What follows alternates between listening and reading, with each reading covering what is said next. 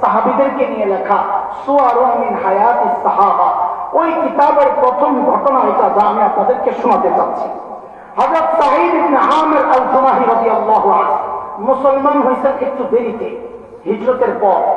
দেরিতে মুসলমান হলে কি হবে? ঈমান ছিল বড় পাক্কা।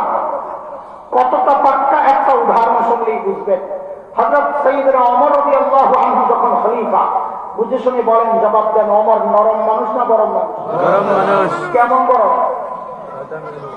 অনেক যে কত, ওই যে কয়েছে আসলটা অনেক যে কত, একটা উদাহরণ দেখলেই তো বোঝা যায়। হাদিস নবী বলেছেন, ওমর যেই রাস্তা দিয়া যায় শয়তান ডরে আর ওই রাস্তায় থাকে না, আরেক রাস্তায় চলে যায়। তার মানে ওমর কত গরম দেখছেন নি? হ্যাঁ হ্যাঁ, আপনারা বলতে পারেন যে হুজুর আমরাও যেই রাস্তা দিয়ে যাই শয়তান থাকে না, থাকে না, আসলেই থাকে না। তবে ব্যস্ত আছে, কারণ ভিন্ন, রিজন ভিন্ন। ওমরের জন্য থাকে না, ডরে। আর আমরা গেলে থাকে না, দরকার মনে করে না। তুই কাম চালা, আমি আছি অবসরে। ঠিক কিনা বলেন? সাইয়েদনা ওমর তখন খলিফা।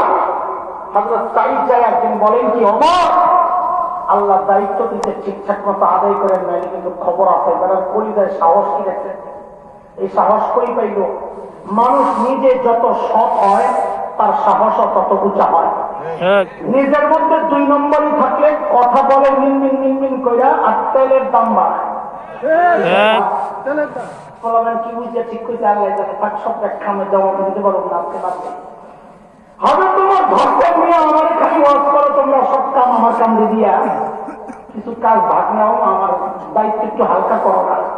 তো জোর করে ধরে সিরিয়ার এক শহর হিমসের গভর্নর বানায় পাঠায় আছে। চলেন লাইনের কথা বুঝতে একটু বাইরে যাই, আবার চলে আসবেন সাথে। দেখেন, যেই এলাকার মানুষ যত ধনী হয়, ওই এলাকার জনপ্রতিনিধি যারা মেম্বার, চেয়ারম্যান, এমপি, তারাও ওই রকম ধনী হয়। এলাকার একটা প্রভাব। পশ্চিম আজকের দুনিয়ায় Bangkok, Singapore, Thailand, Dubai, Abu Dhabi, Karachi, Bombay, আমাদের চিটাগাং, এগুলো যেমন বাণিজ্যিক শহর। ওই সময় গোটা দুনিয়ার বাণিজ্যিক শহর